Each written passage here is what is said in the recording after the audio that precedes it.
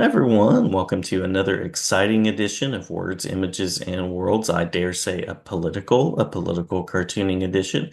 Delighted on this episode to be talking with creator, artist, storyteller, commentator, Clay Jones. Clay, thank you for joining. Well, thank you very much, and thanks for the nice little build-up. I appreciate it. Absolutely, Yeah. I absolutely. didn't We I didn't try. even send you a resume. Cool. We try. We try. I know that you've been cartooning for quite some time. I think you started in the 90s. Is that correct? Yeah, I probably technically started in '89. Hmm. Uh, and I think the first big issues were building up to no, I think the first big issue when I started was the invasion of Panama. So that's going Hmm. back. Because I remember that's like the first one of the first things that I hit. But at that time I was mostly doing local stuff for a small publication in Mississippi. And that's where you really should, I guess, get your teeth when you're a political cartoonist, just doing local issues, even though you want to hit all the national stuff. Yeah. Yeah, very cool. Yeah. And I know that your work has been featured in a lot of places. And as I mentioned before we started recording, I believe you're the first person who is first and foremost a political cartoonist that I've had on. I've had other folks on that do cartooning and have done political cartoons, but you are, I believe, the first person that leads with this. So this is a very cool thing to get to talk about in terms of art and storytelling and what comics can do. Yeah, and like I told you, like then in our pre-talk, whatever you want to call that, is like I might be the worst one for you to talk to because I'm the crazy one. So Oh, uh oh, yeah. yeah, but we'll find out. Cool, cool. Well, Yeah. we will see. We will see. Yeah. We'll put the litmus test on that. So first question is kind of an origins question, and it's how did you get down this path of cartooning and creating comics? Well, I think like most cartoonists, you draw when you're a kid, and you have influences before you even know that you want to be a cartoonist, while you're still thinking about being a fireman or stuff like that. Um, and my first love was probably Snoopy and Mhm. Carl Schultz Peanuts, and I didn't really seriously think about it until I was probably in middle school, around seventh or eighth grade, when I was drawing comic books with a buddy. When my influences had changed a bit, it got a bit more adult, maybe darker and weirder. And then I started actually thinking about it. But I never really knew what kind of cartoonist I would be. I didn't know if I'd do a comic strip or try to work for Mad Magazine. I think I really wanted to work for Mad. And I never really considered political cartooning until I was like 22 or something. And when I moved to North Mississippi, and I saw what Scott Stannis was doing in Memphis. I saw that he was getting reactions for it, and I saw the cartoonist in Jackson, Mississippi, the late, I said late, the late Mark Bolton, who a lot of people don't remember. Um, and so and then Ramirez moved, took over Stannis' spot, and that just really influenced me to dive in and doing some politics and with local stuff. And I realized that I liked it a lot more than I liked any other type of cartooning, because you can change your storytellers, you can change the characters, you can change the format, you can change the subject. You didn't really have to marry to any characters that you created. You didn't have to wait 6 weeks to. I was doing a comic strip at the time too, and we had to wait 6 weeks before it was published. And by the time it was published, I hated it. Mhm. But all that. With political cartooning, it could be like the next day or 2 or 3 days. So you'd see it. This is back in the 89, 90. So I just, and you get reactions. People would call me, whether it was good or bad, people get reactions. And at first I thought it was my job to piss people off. So I really enjoyed that. And that's false. People say that cartoonists, our job is to piss people off. We laugh and joke about it, but it's really not. Making people angry is the byproduct, it's a side effect. It's a good one. I like it. But as long as they're mad for the right reasons. But we don't really, well, you're not supposed to just go out just to make people mad. Yeah, But anyway, yeah. I liked it better than any type of cartooning, and that's how I got here. To Nice, nice. 35 years later. Yeah, Yeah. yeah. Well, I'm a teacher, and one of the first places that comics, cartoons, I remember they showed up in state standards and in formal education was in history classes of looking at the ways that political cartoons have been used over time. So just curious about what you think about the medium. What is it about cartoons and comics that just lends itself to that sort of insight and commentary? Well, it always has. I mean, I guess in this country, even before Thomas Nast, Benjamin Franklin drew a cartoon. and he drew a cartoon because he knew, or he figured it out quickly, that it was the best way to reach readers and to get a reaction or to maybe affect what was going on. We don't do that so much in these days because we have to compete against so much. But Hmm. cartoons lent themselves because they're fun. They're not always funny, and those old ones really weren't funny at all. I don't think Thomas Nast was ever funny, unless people laughed at who he was drawing. That might be it. Hmm. But it lends itself to it because even though newspapers are getting rid of political cartoons, Gannett got rid of them altogether. I think for the most part, I think the company that Jack Owen and Joel Pett worked for. I think that's McClatchy to get rid of them.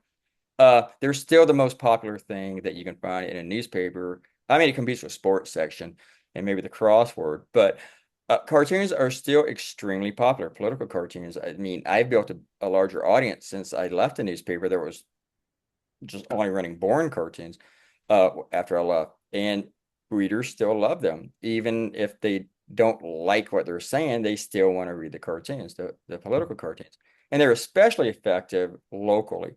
I mean, more people read the cartoon than they'll read the written editorial. I don't know if I can answer the question fully about why readers like the cartoons more than the other stuff in a publication, but or the other features, but they do. And so I think that's how it lends itself to it. Brings people in, especially on local issues, you know. And I think every publication out there should hire a local cartoonist, even if it's freelancing. I'm freelancing for a local publication now to do local stuff. I did a cartoon about some county that's very rural um, that I did last week, and nobody's going to care about that issue except people that live here. Yeah. So, and that's what's unique about that. For every guy who draws local cartoon. Yeah, yeah.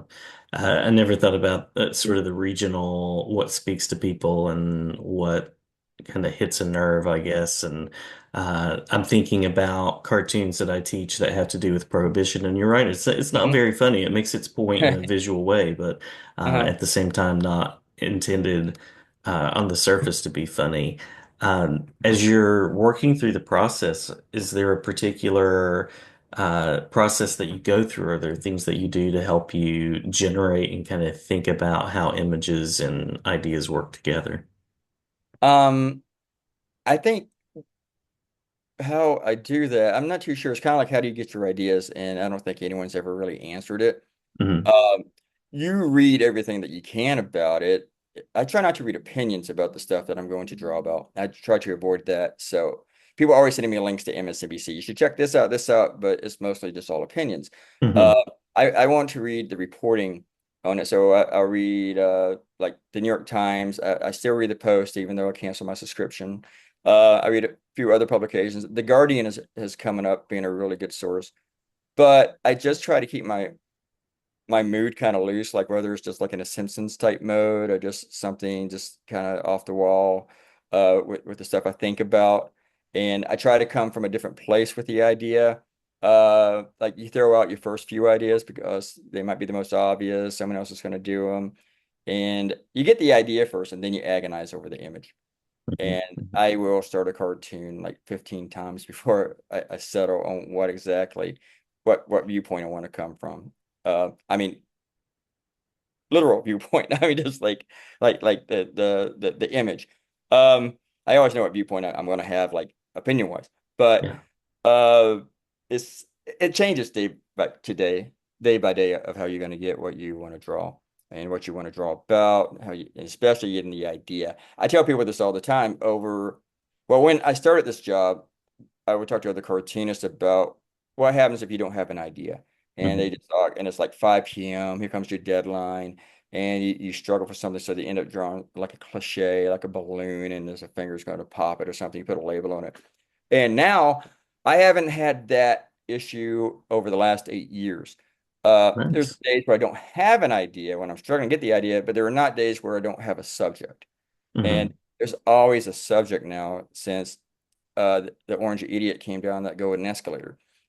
Just hasn't been a problem to have a subject. And while he was president, um, there were days where you draw a cartoon about something that he did, and he wouldn't let you finish a cartoon before he does something else stupid that you got to do. And sometimes it would happen 3 times a day. That kind of Mm. slowed down during the Biden administration.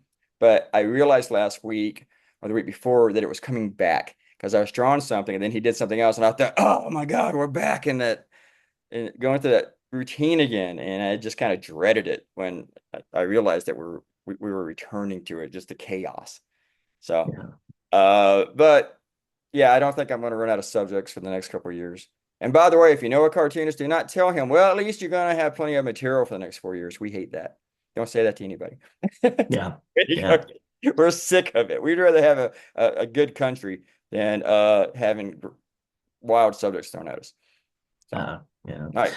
Now, in that day when you have like several different things happening, the event, then another event, then another event, do you go back to the drawing board each one of those times? No, it depends on well, it depends on what those events are and what I'm working on. If I think what I'm working on is the most important that I should finish, and also depends on how close I am to finishing it. But there are times when I have stopped, and it's like I just have to say something on this. Everyone's going to expect me to, and I should do it. And sometimes I'll think, well, editors will not want this, but they should have it anyway. Hmm. Editors are the worst judges of cartoons, and it just depends on the time, what those subjects are versus each other, the competing subjects, and you just pick the one that you think. There's other factors. I mean, which one can I do really well? Which idea is better? If you get an idea on the new subject, sometimes you get an idea as soon as they come in that you think is off the wall. That's pretty irreverent and not too obvious. So yeah, it just depends on the subjects and the day, the mood, the time of day. It's happened before at 6 p.m. You never know. So news usually slows down on weekends, and we don't have to worry Hmm. about anything or even watching news sometimes on weekends. But that's not the case anymore. It's just chaos all the time. Yeah. Something happening all the time. Yeah. All the time. Yeah, it's horrible. Yeah, we have plenty of material. We don't stop sending us ideas too. Readers, stop sending me ideas. Every time you send me an idea, it's always on Trump. Over the Uh, last 6 years, people send me ideas like 2 or 3 times a day, and they're always on Donald Trump. Trust me, we got plenty of Trump ideas. I mean, thank you, but we don't need your assistance. And plus, we don't draw ideas that pe other people write. yeah. Yeah. Yeah. Do you find that you sometimes take a break from one topic, in this case, Donald Trump, to kind of refresh and look at something else for a Yes. little while? Yeah. It depends on what else is going on. Usually I don't really have to look. Something will come up, like the drone thing was interesting. Hmm. I can do this without including Donald Trump. Of course I did. There was just something I thought of that. Um, but you need a break from Trump. I need a break. I have editors tell me all the time that they want a break from Trump, and most editors don't want to do anything on Trump because they're afraid of his people. And some newspapers have told me they refuse to do anything on Trump, which is kind of backwards since he's going to be president and he was the candidate. So it's bad newspapering. Um, Hmm. but we all need a break from the guy. He doesn't want us to take a break. He doesn't want you to take a break or the media. But I really kind of like the days when I don't involve him. And sometimes I'll even open up my iPad, look at the last few cartoons and see how many days I've gone without drawing Trump or how many days I've gone with drawing Trump. And I like it when I see that there's more days without him, to be Yeah. honest. I get tired of him all the time. So I know some readers are, but then there's something, but you just have to cover. If you have to be responsible and you have to call out the things that you believe are wrong, that are dangerous. And he's Yeah. very dangerous. So they are drawing another Trump cartoon. Yeah. Now, you mentioned the sheer number of opinions that you have to sort through. So I imagine that's also part of the process. I know as a news reader, I am Uh-huh. struck by the number of times I'll visit a news source and I have to kind of scroll through because so Mhm. many headlines lean in the way of opinions and I'm looking for the facts and information. The dragnet approach of just give me the facts and let me Yeah. kind of come to those conclusions myself. So I imagine there is some sifting for you. There's a lot of it. And I think even the people that create the news sometimes forget the difference between fact and opinion. I know Hmm. readers have. Uh, excuse me. But that happens a lot. And usually when people send me stuff, And people send me news items here and there, but they mostly send me stuff that leads to opinion, and that's not I mean, I don't need anybody to send me anything. But the last thing that I think a good political cartoonist needs is for people to send them opinions. Some whether it's for entertainment or it's supposed to help with your work, it does neither for me. It's just kind of wasting time. I don't even click links that people send me anymore, unless it actually is some breaking news I haven't seen. Um, but yeah, like you said, a lot of it is opinion. And I like I mentioned MSNBC. I hate to beat them up, but most of their to me they're like they're not so much partisan liberal, they're partisan Democratic Mm. party. So and you can say they all have opinion, and they do, especially after 5 p.m. Most of the shows are opinion shows on every network, CNN included. And last week, or 2 previous weeks, I was traveling overseas, and I didn't watch CNN once. I watched their local news and their national news, and it was kind of refreshing because a lot of it was just fact-based. It was very dry. You watch the BBC, it can be dry, but it was mostly fact-based, and it was nice just to take a little break from that. And a lot of it wasn't focused on the United States, but it was just kind of refreshing to watch news that got away from the drama part of it. Here's a lighthearted question, I but also one that's kind of it goes to the philosophy of what we're talking about. How vital is art in sustaining democracy? um well, it's like freedom of speech. Hmm. I don't know about how valuable art is, but isn't everything art? Just about, from music, uh literature, of course, uh Hmm. drawing, painting, sculpting. I think this for democracy, I don't know, to be honest with you. I think the opinion part of what we do is extremely important. Newspapers are important. I don't believe you can have a democracy without a free press, which is Hmm. why Donald Trump wants to kill it. But the art part, that probably really goes into culture. Whether you're listening to Queen or the Beatles from England, that's part of their culture. Same thing with us. With what we create from Van Halen to my cartoons to my colleagues to whether it's music or Tom Sawyer, it's just part of our culture. Is it important to a democracy? Well, for it to be published, without government intrusion, I guess it is that way. So that was kind of lighthearted, I guess, but it made me think. Don't do Yeah, that. I said lighthearted with irony there. Yeah, Lighthearted for sure. lighthearted. Yeah. We got to keep everything kind of lighthearted with what we do, even if it makes Hmm. people yell at you. Plus, Yeah. you do it me a lot. There's emotional weight to what you do. So, along with sifting news, I'm sure that part of what you do is sifting emotion and responses and sort of sorting out headlines and information before you put the pen to the page. Yeah. Speaking of headlines, it's good to actually read the story beyond the headline. And I Yes, it think is. a lot of people don't really do that so much. A lot of headlines can be very misleading, very misleading. Yesterday, I went to the list of everyone who donated to Trump's inauguration, and I saw a Newsweek headline that said a list of everyone who's donated to Trump's inauguration. And I looked, and it listed the three people that we already know about, uh, Hmm. Bezos, Zuckerberg, Sam Altman, and that was the list. Uh, And I know there's an actual list, but it wasn't there. The headline lied, and hmm. I had gone down like 10 links looking for this list, and I was getting frustrated, especially with one that lied to me. So read the stories. If you're a cartoonist, you got to read the story. You can't just go off on the headline. But Yeah. that's my personal grievance right there. So I was really annoyed, and I was Yeah. looking at it Yeah. mostly not for the cartoon, but for the blog that goes with it. And journalism, I mean, you're supposed to put those major points first, right? Like you're supposed to pyramid style that so that people can get their information, get it fairly quickly, get the headline, and then move into the body of the thing so that you get the details as you go. I find that a lot of them aren't doing that anymore. They'll start the headline or the first couple paragraphs without really giving you the gist of the whole thing. I think that the news stories should start with the basic bare facts, like you said, Dragnet. Hmm. Um, but then it seems like they do get into that as you go down. Usually they should, but it's just that like like when they're setting it up, they're not doing a good job. And I say this as a person who wants to know exactly what I need, and sometimes I'm being lazy. I want to find it in the first two or three paragraphs.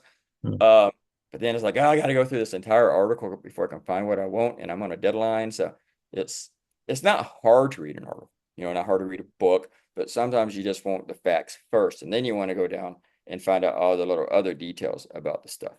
So just that's another personal grievance of mine, cut to the chase and then tell us all the juicy stuff like that behind it. Nobody understands what I'm talking about right now. I know. No, I totally get you. Absolutely. Absolutely. As But somebody the way that you trained in describe it is how journalism. it should be, though. The way you Hmm. describe it is how it should be. Yeah, that's how I was taught. So, Well, you were taught correctly. yeah, You're just yeah, getting away from it. yeah. Well, we are coming up to the last few weeks of 2024. 2025 is looming ahead of us. Are we? Uh, yes. Yeah. Mm. Is there, as you think about 2024 and the world we're in right now, is there a particular image that's been created or anything as far as the visual that would sum up the year up to this point? Think I can't think of an image that's going to be as bad as next year's. Um, Next year's going to be like another dumpster on fire. Hmm. Uh, this one might be the dumpster being created for it, but there's just I don't know if I'm the right person to come up. I'm a cartoonist. To come up with exactly what I should be saying or what image I should come up for the whole year, but maybe the planet on fire or the country on fire because it's just I'm really disappointed in my country right now. I'm sick in my stomach over this country right now. And I love this country, but they're really testing my testing my patience and my loyalty to it with these kind of decisions that they made on for stupid reasons, and I can get started about that. So the image, I don't know, the image of me being upset, yes, but not real happy with the majority of voters right now and what's going to happen to this country after over the next 4 years or maybe even the next eight, who knows. So what image would you have? I know you're not being interviewed, but Yeah, I have to go with some sort of optimism, although I'm yeah, also a realist. you're not a Uh, political cartoonist. yeah, We yeah. don't have much optimism. I mean, the Trumper cartoonists do, but those guys are full of shit anyway. Hope you don't mind my language. Yeah. So, I mean, that's a cult. Um, but yeah, cartoonists, it's a negative art form. But I'm glad that people can be positive. I'm Yeah, not, no, I yeah, mean, I think the image of hope comes to mind, but there is some hope peeling away. yeah. There's a little bit of that, maybe the wall that has this sort of glossy paint over it that's chipping and has some spots in it that definitely need some touching up, and it seems as though people continue to try to rebuild and create something that's solid and firm, and it just continues to sort of erode. So that's kind of the image, but that's more of that doesn't fit well on a cartoon. That's more of a three-panel structure of a wall that's being messed That might with. have fit with one of those really old ones from the 1950s or 40s. They get the hands are on the steering wheel of the ship, and Hmm. FDR and stuff like that. But yeah, like I said, those old ones, they weren't really funny. I don't think political cartoons were really funny until Oliphant and McNeely showed up. And that's when everybody else was like, oh, we got to be funny now. So, and that's my Hmm. favorite thing. I like cartoons that are funny. And I think even today, most of them are not funny. Although I imagine that adds to the creative pressure. It does. Sometimes you create it on yourself because I did one.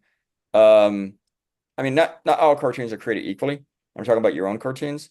My cartoons, some are better than, of course, some are better than others. And when I do one that I get so much reaction for because of how funny it is, I kind of put pressure on myself, like, hey, am I going to make the next one funny, or should I just not worry about that? The best thing is not to worry about that. Just try to draw a good cartoon because you can't hit a triple every single time. Next at bat, you Hmm. might get a single.